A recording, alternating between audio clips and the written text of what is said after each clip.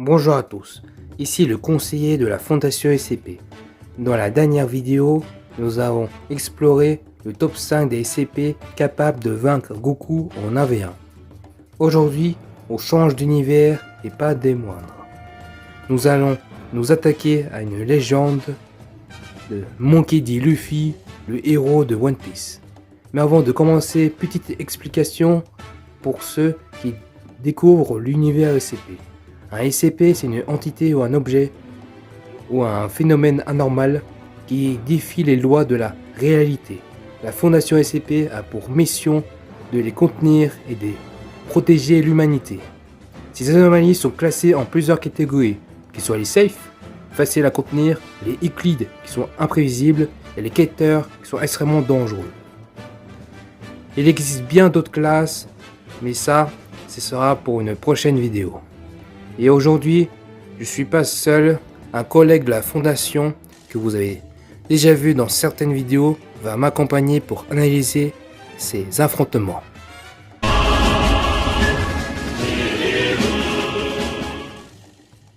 Commençons par le 5e SCP de ce top.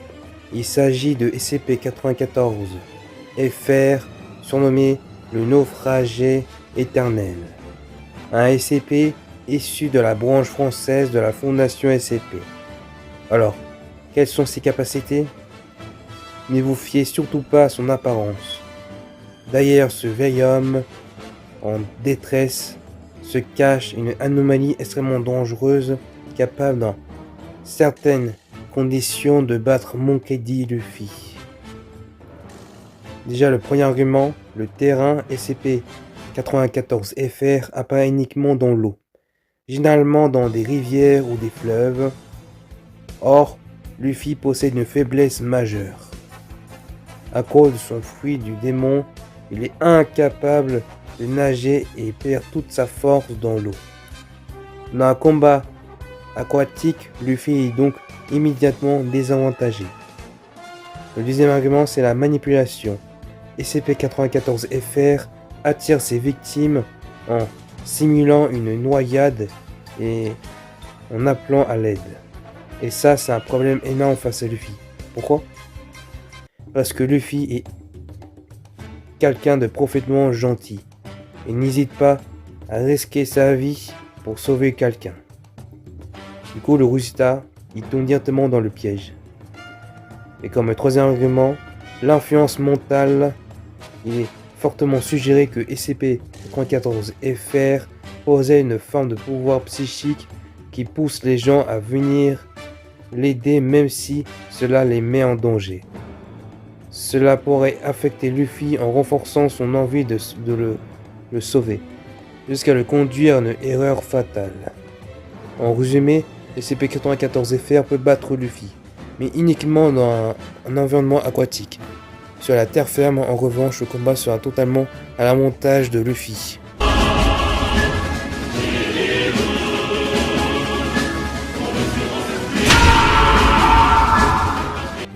Passons maintenant au 4e du classement, SCP-76-2. Ce SCP possède plusieurs capacités qui pourraient lui permettre de battre Monkey D. Luffy. La première est sa force surhumaine. Il est capable de se déplacer à une vitesse impressionnante, parcourant par exemple 63 mètres en seulement 3 secondes, ce qui constitue déjà un exploit énorme. Il peut également détruire des véhicules blindés comme s'il était fait de papier. Mais ce qui rend SCP-116 encore plus dangereux, c'est sa résistance exceptionnelle. Il semble ressentir très peu, voire aucune douleur, même après des blessures extrêmement graves. Cela lui permet de continuer à combattre sans relâche. Cependant, sa capacité la plus redoutable reste la création d'armes. SCP-76-2 peut faire apparaître différentes armes blanches, extrêmement puissantes selon la situation. Face à Luffy, cela pourrait devenir un énorme avantage. Certains imaginent même qu'il pourrait créer des armes en granit marin, une matière capable d'annuler les pouvoirs des utilisateurs de fruits de démons. Dans ce cas, les capacités de Luffy pourraient être fortement limitées, ce qui rendrait rendrait le combat beaucoup plus difficile pour lui. La seule véritable solution pour Luffy sera probablement de détruire le cube servant à le ressusciter. SCP-176-2 a enfin d'empêcher son retour après sa mort. Mais cette tâche serait particulièrement compliquée, car SCP-176-2 pourrait constamment attaquer avec des lances, des épées ou d'autres armes capables de maintenir une pression permanente sur son adversaire. Ainsi, grâce à cette brutalité, sa vitesse et son endurance et sa capacité de créer des armes adaptées au combat, SCP-176-2 représente l'un des adversaires les plus dangereux que Luffy pourrait affronter.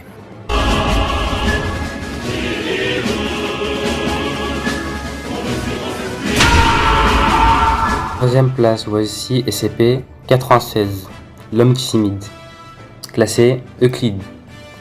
Dans un affrontement entre SCP-96 et Luffy, tout dépend d'un seul détail. Au voir son visage, si Luffy aperçoit le visage de SCP-96, il devient automatiquement sa cible. À partir de ce moment, SCP-96 le traque sans relâche. Peu importe la distance ou l'obstacle, sa vitesse, sa résistance et sa rage, presque impossible à s'arrêter une fois lancé. Même Luffy extrêmement puissant ne peut pas fuir immédiatement. Ainsi, une simple erreur peut suffire à dominer l'avantage à SCP-096.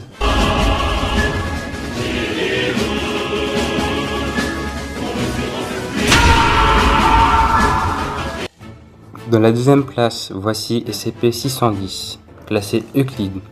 Dans un combat entre 610 et Luffy, la différence fait sur la nature du danger. SCP-610 n'est pas un ennemi classique, mais une infection vivante qui se propage et transforme ses victimes. Ainsi, même si Luffy est très puissant, il peut être infecté avec le temps. De plus, il ne combat pas seul adversaire, mais une multitude de créatures qui continuent d'apparaître.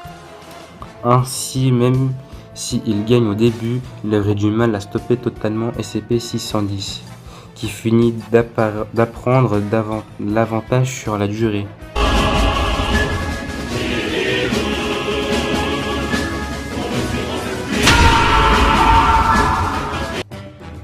Bref, pour la première place de ce classement, je mets SCP-1, aussi appelé le gardien de la porte. C'est un SCP humanoïde ressemblant à un ange, mesurant environ 350 mètres de haut. Il possède plusieurs ailes lumineuses et garde une immense porte mystérieuse. Comme première capacité, SCP-1 possède une arme appelée SCP-1-2, une immense épée entourée de flammes ayant une température comparable à celle du soleil. Aucun matériau connu ne pourrait résister à une telle chaleur. Mais le plus dangereux, ce n'est même pas la température ou ce qui touche de cette arme sans être instantanément annihilé. La Fondation SCP a envoyé des drones, des missiles, même des attaques coordonnées. Mais absolument rien n'a réussi à l'approcher. Donc pour Monkey D. Luffy, le problème est énorme. Il ne peut pas simplement bloquer les attaques de SCP-1 à main nue. Même avec son haki, il devrait éviter chaque coup parfaitement. Comme deuxième capacité, le SCP-1 c'est sa puissance mentale. SCP-1 est capable d'imposer des ordres directs dans l'esprit des gens. Et ce n'est pas un simple contrôle mental. Même l'unité Oméga 7, spécialisée dans la capture d'entités extrêmement dangereuses comme SCP-96 ou SCP-682, a été incapable d'agir correctement face à lui. Ce n'est pas tout. Des SCP extrêmement puissants comme SCP-76 ou SCP-73, des SCP qui peuvent faire des gros dégâts, par exemple détruire des pays entiers, ont aussi refusé de s'approcher de SCP-1. Donc même si Luffy posait une énorme volonté et le haki des rois, la pression mentale de SCP-1 pourrait énormément l'affaiblir pendant le combat. Et comme troisième capacité, sa zone d'annihilation. Autour de SCP-1, il existe une sorte de barrière invisible capable de détruire instantanément tout ce qui s'approche de lui. La Fondation SCP a même envoyé des centaines de drones simultanément, mais ont tous été détruits en une fraction de seconde. C'est justement pour ça que même la Fondation SCP évite de l'affronter directement. Alors oui, Luffy reste extrêmement puissant. Guerre 5, haki avancé, vitesse monstrueuse, endurance incroyable, et pourrait probablement tenir plus longtemps que la plupart des personnages face à SCP-1.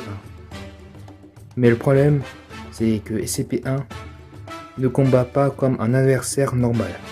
Ses pouvoirs semblent dépasser les lois physiques classiques.